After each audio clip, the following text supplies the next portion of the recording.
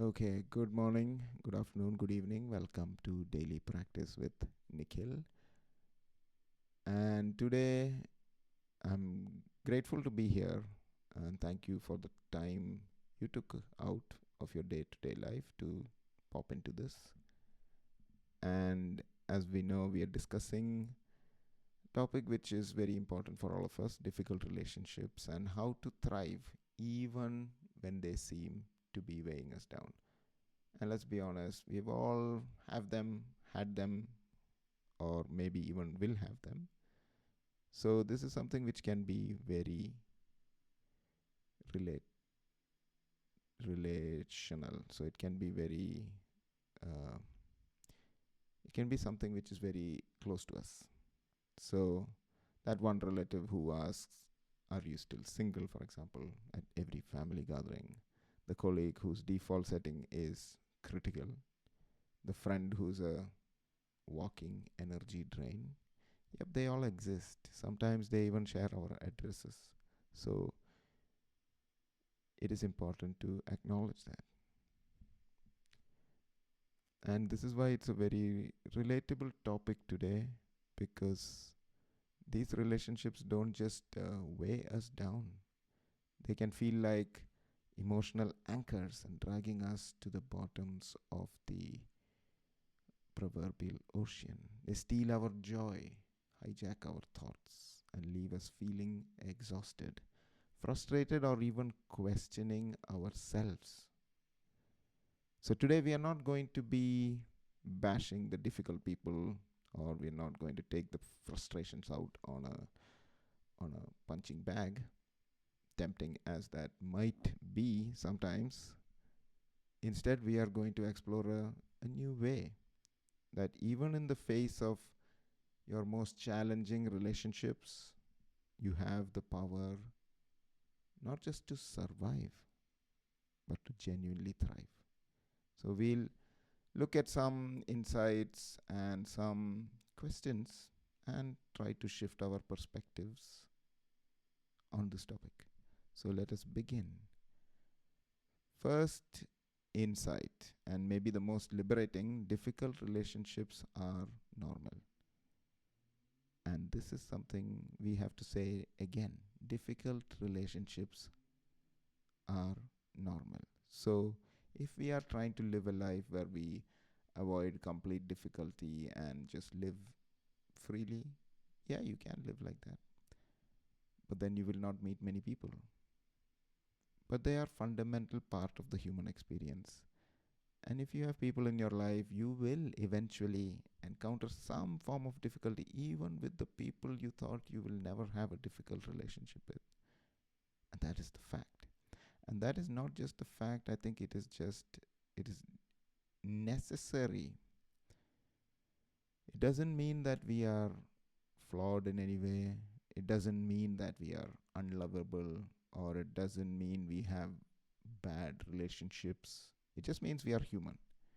And interacting with other humans can be this this this form of messiness, or this beauty and this complexities, and that's what we try to enjoy rather than the outriding emotion. So think about the fairy tales we were told, the stories we were told. They often had this thing called happily ever after. Real life, it's more like happily while working on it, sometimes taking a break from it and occasionally hiding in the bathroom from it. That's okay. So, when in your life have you been blaming yourself for a relationship being difficult? Just pause and let the question hang. Don't let the question derail you. Just let it hang, let it be there. See what comes up. When in your life have you been blaming yourself for a relationship being difficult? And let it be there. See what comes up. Now, as obviously the most tempting path when faced with this difficulty is try to fix it, change it, or control the other person. If only they would see how they are reacting, or if I explain it one more time, they'll get it. Hands up if that strategy has worked permanently. Probably not, because yeah, it has never worked for me either. So trying to convince a perpetually negative person, somebody who looks at the world in negative mindset all the time, even if it's for themselves or from others, trying to convince that person to look on the bright side. You can offer sunshine all day, but if their blinds are drawn, they won't see it. And you just feel drained from holding the window open. So these are the examples which we see in our lives. So you cannot make another person be different, we know that. But your power lies entirely in shifting your attention from controlling their behavior to mastering your response to it. And often this is kind of, people think this is resignation, or this like, oh, we are just being dissociated with life or dejected. But it's a reclamation of your energy and place. A lot of us talk about energy. I don't have energy to do this. I don't have energy to do that. And this is how you gain your energy, is to understand that you cannot change anyone. You cannot change the things which happen to you. You cannot change anything, but right now you have the opportunity, you have the power within you to change that behavior, change that attitude, change that habit. And one of the habits we have is to cling on to relationships and find it meaningful when there is no meaning. So we talked about these aspects. Okay, now if we can't change them, so if we can't change the people we want to change, and now we start to focus on ourselves, where do we start? And one of the areas is boundaries. Boundaries are self-love. We talk about boundaries a lot in a lot of circumstances, but there's less context around it. So let's just get a little bit more in with what boundary means. Let's understand a little bit of boundary. Sometimes boundaries feel sharp, like putting up walls. This is either yes or no. But I prefer to think of boundaries as fences around your inner garden. So it is not just completely shut out to everything. Things can come in. And also you need your garden protected. So your garden needs, think of your mind as garden. Your garden needs protection from weeds, from trampling, from people who might carelessly pick all your flowers. Boundaries aren't about keeping people out. They're about protecting your space so you can flourish. And even setting a boundary itself, people admire the gardens. Have you noticed, when there is a little fence out, people just observe it from the outside. But if there is no fence, people just walk in and just observe everything and like play around with it. So even that subtle change, people change. If you notice and if you start to pay attention to your garden, people change. So to answer the question when we started, can we change people? I think we can.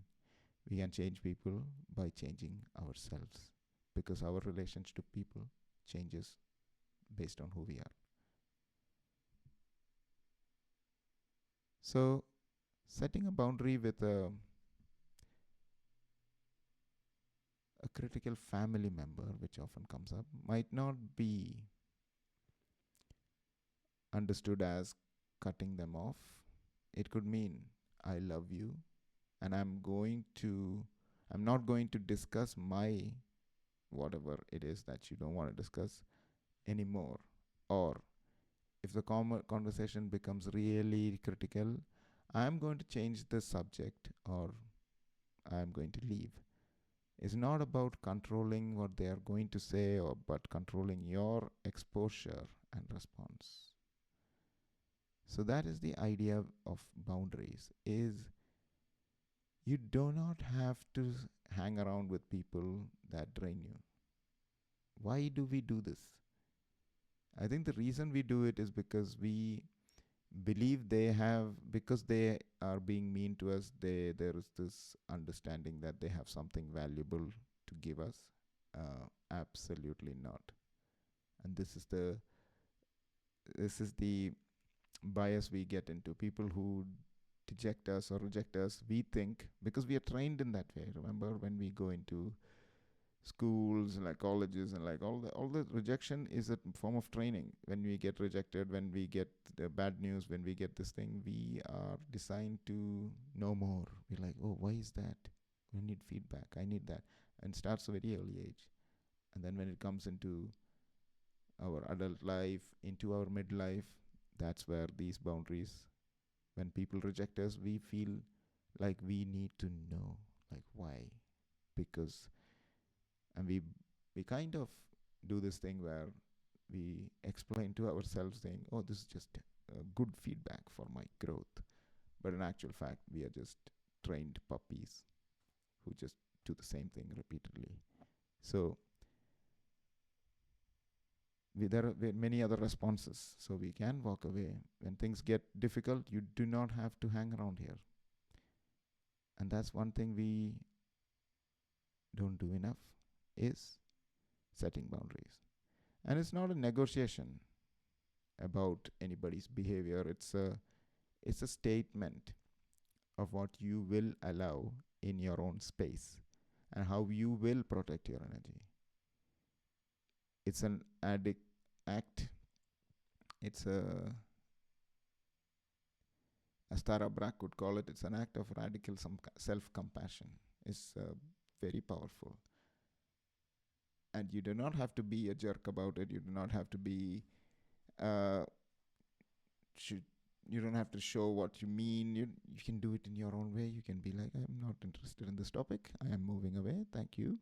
You can do it in your own unique style. There is no right way here. There is just your way. So, here's a reflective question for you. What is one relationship where you desperately need to build or reinforce a fence around your garden? Just close your eyes. What is one relationship where you desperately need to build or reinforce a fence? And it could be a habit of yours also. It could be a relationship with yourself, maybe. But more broadly, I think if it is a relationship with someone else, I'll be easier to picture and visualize. So just take this moment. What is one relationship where you desperately need to build or reinforce your garden? So we talked about self-compassion. So navigating difficult relationships can be hard. It brings up old wounds, triggers insecurities, and can make us feel like we are failing. But this is precisely when we need to turn the volume up on self-compassion. As always, most of these practices revolve around compassion, kindness, gratitude, acceptance. And if you came here to think any other things, then you may have come to the wrong place, because these are the founding principles, and the difference is in the practice. So here's another thought you can experiment with. We are often quickest to extend kindness and understanding to a friend, always. And how often, again, we have talked about this, how often are you offering that same, I mean the same kindness to yourself? Not a different form of kindness, not a different mode because you know you better than that friend. The same. You see somebody suffering, you are saying, no, you will get better. How many times have you told yourself that? If you see somebody going through a difficult phase with their relationship, you say, no, it's okay, you should set your boundaries, you should move on. How many times you say that to yourself in the same tone? not with condescension, not with judgment, not with I am always like this, I will never change, I cannot change this. No, no, no. With the same kind of tone with your friend. And we talk about this a lot. We say we extend kindness with the friends, and how come we don't do it as much? So I invite you to think about this. The tone you speak to yourself is important. Not everything that comes out of our mouths needs to have some sort of judgment element. You can say the things, okay, for example, I am finding difficult to do this. That's it. Not I am finding it difficult to do this because when I was growing up, I was given so many bad things and my life is bad. My father and mother, they're like blah, blah, blah, blah. We just call it what it is. And that is kind of a compassionate act. It's like, okay, yeah, I might need to work on this. Let's work on it. Not because I am certain way or the other. So offering that kindness, and kindness sometimes we dramatize in movies as somebody saying kind words and like being very soft and like, no, I think kindness means kindness to you. What is kindness to you? Is it kind to walk away from your suffering? Is it kind to not take action when you think you need to take action? So kindness means you are you are actually responding to your life in a way that supports your growth. Kindness doesn't mean you have to be soft or hard or any of those adjectives or adverbs. I don't know which one which, but pardon my grammar. But kindness means whatever it is for you. If it is that loving warmth you give to people, that is your kindness, do it. If it is that little bit of a nuanced challenge to yourself, okay, I see what is coming up with you. I'm going to look at it. I think we can work on it. I think we can grow together. And this is the kind of dialogue which helps heal relationships. So thriving begins internally, as we know. It's not about someone else. It's about nurturing your own well-being, regardless of the storms inside. It isn't passive.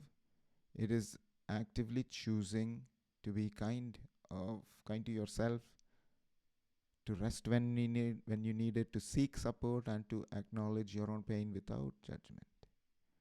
So how can you offer yourself a moment of genuine, your own form of kindness today, especially in face of difficult challenges? Because some of us already mentioned some of the challenges you're facing.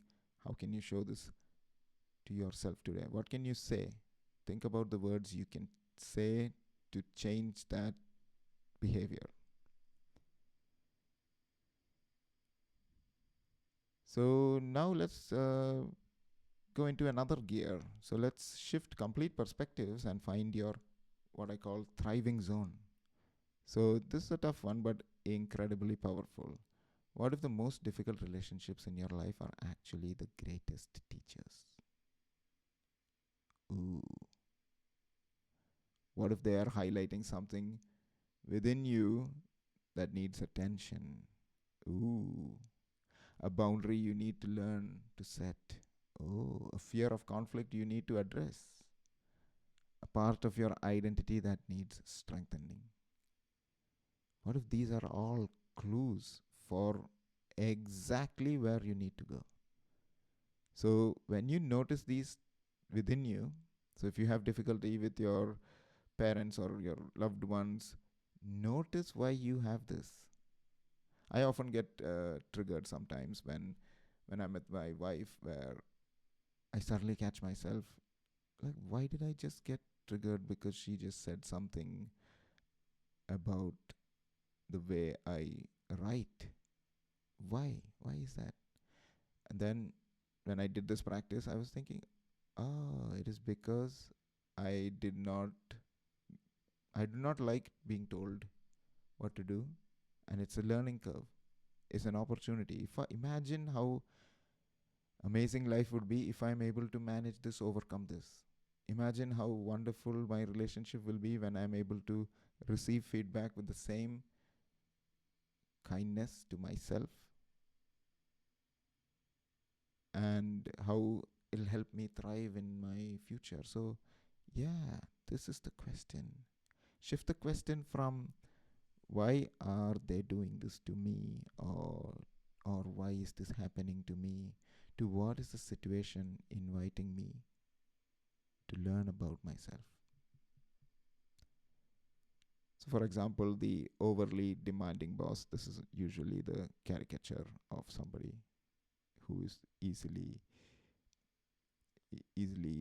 manipulative. So, this demanding boss might be teaching you to assert your value and manage expectations. The critical parent might be highlighting your own need for self acceptance.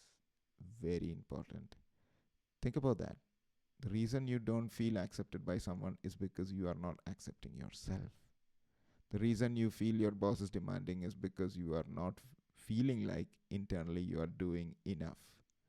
Like, these could be thoughts that can change you if given the right boundaries, if given the right environment, and if you're in the right mindset.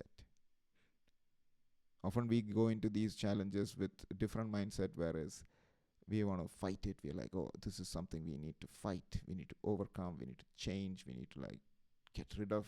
I want to get rid of my anxiety, I want to get rid of my depression, I want to get rid of everything, and I just want to live peacefully. Well, we've tried that for many, many, many millions of years. It doesn't work. So there's another way. So when you view difficulty through the lens of growth, you reclaim your power. So relationships become fruitful. And by no means am I saying you should persevere with those relationships which are clearly hurtful and downright devaluing you. Absolutely no need to do this with them. These are for relationships where they are with people you feel important, and there is like some sort of things which we can work on. The focus shifts from being the victim, and this often comes up in a lot of our conversations, is the victim mentality. I get it. I am one. I was one. But what now? What do we do? This the challenging moment which I faced in my life is, yes, I have played the victim card many times. I have tried to gain sympathy by doing that with others. And what happened? It just reinforced their beliefs about how inadequate I am. So what happened? You become more judgmental, then you fall into the loop, and then you don't go anywhere. So that's why I think it's very important for all of us who are listening. You may have been a victim, may be a victim of certain things right now, but that doesn't mean you have got that doesn't mean you have to be there. That doesn't mean it's your identity.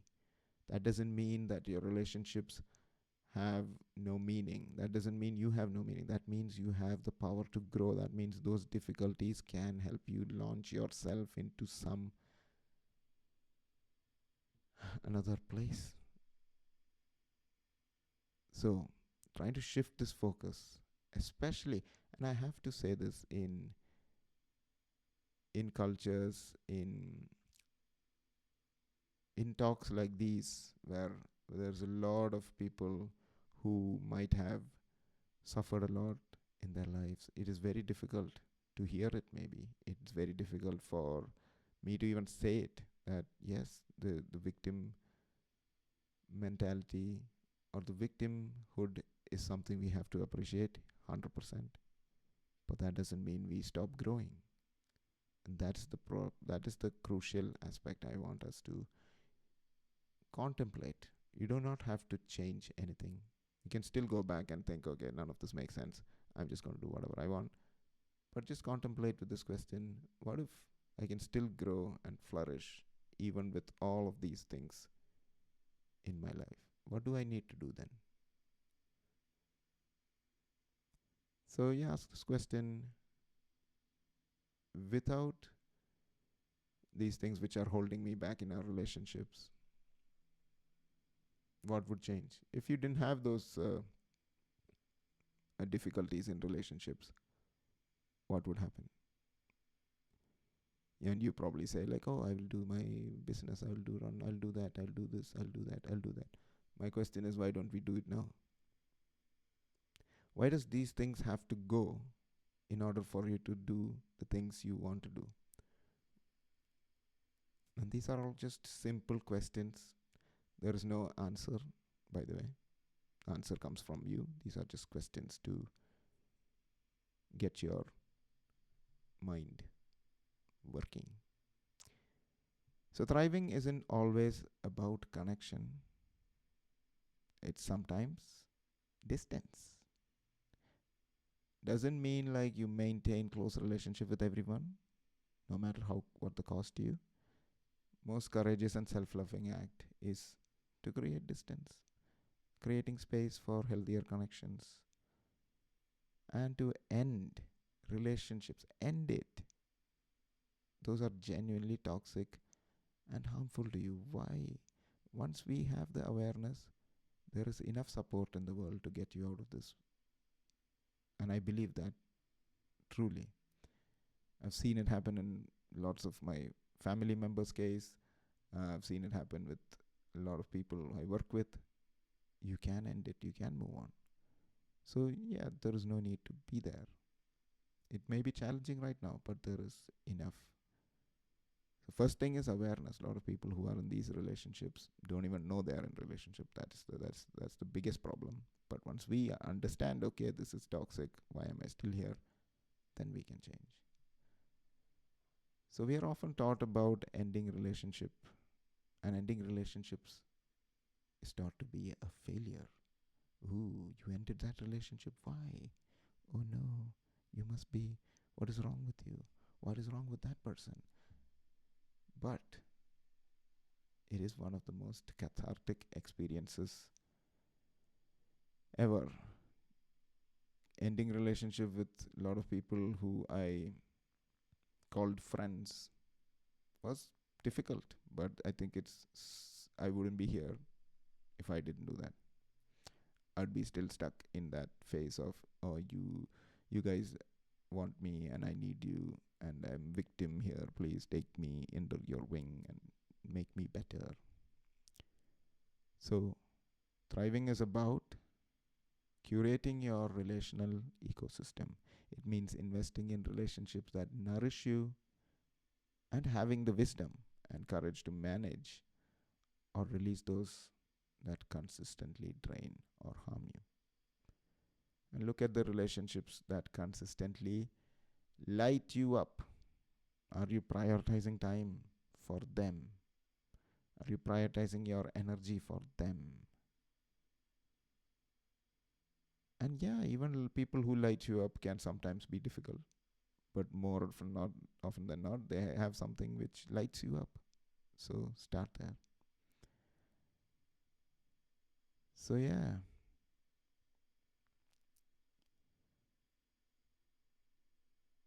So yeah, just let it be, let it sink in, let all these words just sink in, and let's just do a 5-minute meditation on whatever was just said and heard and lost. So I invite you to find a comfortable seated position. Allow your hands to rest gently wherever it feels comfortable. And if it feels safe, gently close your eyes or you can leave it open. Bring your attention to your breath. Simply noticing the natural in-breath and out-breath. No need to change anything. Just feeling the rise and fall, the air entering and leaving. Now, without needing to fix anything, gently bring the mind into what relationships mean for you.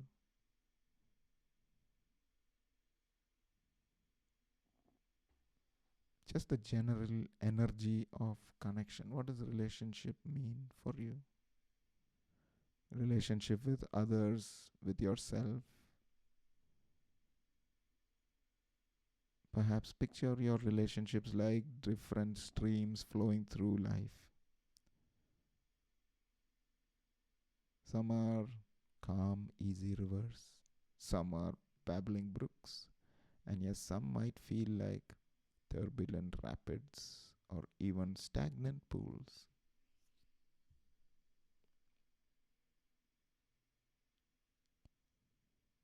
Just observe these streams for a moment without judgment.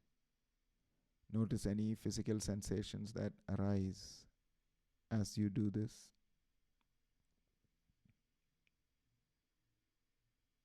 Perhaps notice whatever is here after we had spent a few minutes talking about it. Perhaps there is tightness, maybe there is warmth, maybe there is openness, maybe there is resistance. Whatever is here, let it be here. Now gently bring your attention back to your breath. And with each exhale, imagine releasing any tension, any heaviness you might be holding related to these streams. With each inhale, imagine breathing in a sense of acceptance, a sense of kindness to yourself, and the possibility of navigating these waters with greater ease.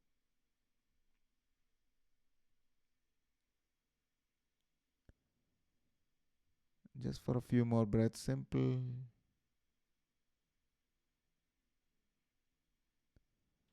Breathing and holding gentle awareness for the landscape of your relationships, the streams of your relationships.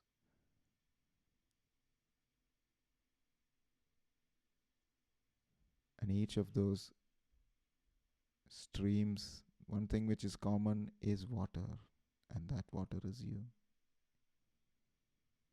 And your strength within it, you keep flowing. So take a slightly deeper breath in and full exhale out, let it go. And when you feel ready, gently open your eyes and bring your awareness back to the room.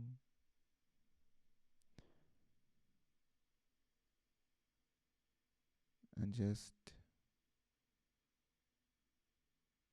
as we bring it all together, we've seen that difficult relationships are universal. We can't change others, but can master our response. Boundaries are vital self-care. Challenges can be teachers. And thriving sometimes means choosing distance and focusing on nourishing connections. So here are a few actionable nuggets you can take away. So to overcome the feeling of being weighed down, start small. Set one micro boundary this week. Practice one sentence like, I am not able to take that on right now. To thrive, spend 5 minutes today connecting with someone who genuinely makes you feel good and share that with them. Or spend 5 minutes simply offering yourself compassion for how hard this is. As always, this is just a practice. It's not a destination. There are no answers. There will be ups and downs. Be patient and persistent with yourself.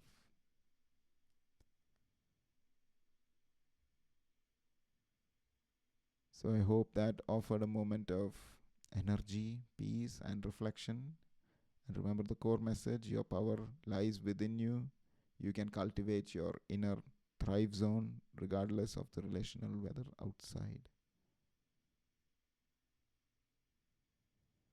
So that is why I invited you to explore how difficult relationships can help you thrive even when they seem to be weighing you down. So thank you for your presence, openness, and your willingness to do this important work. Keep breathing, keep thriving. Until next time, take it easy.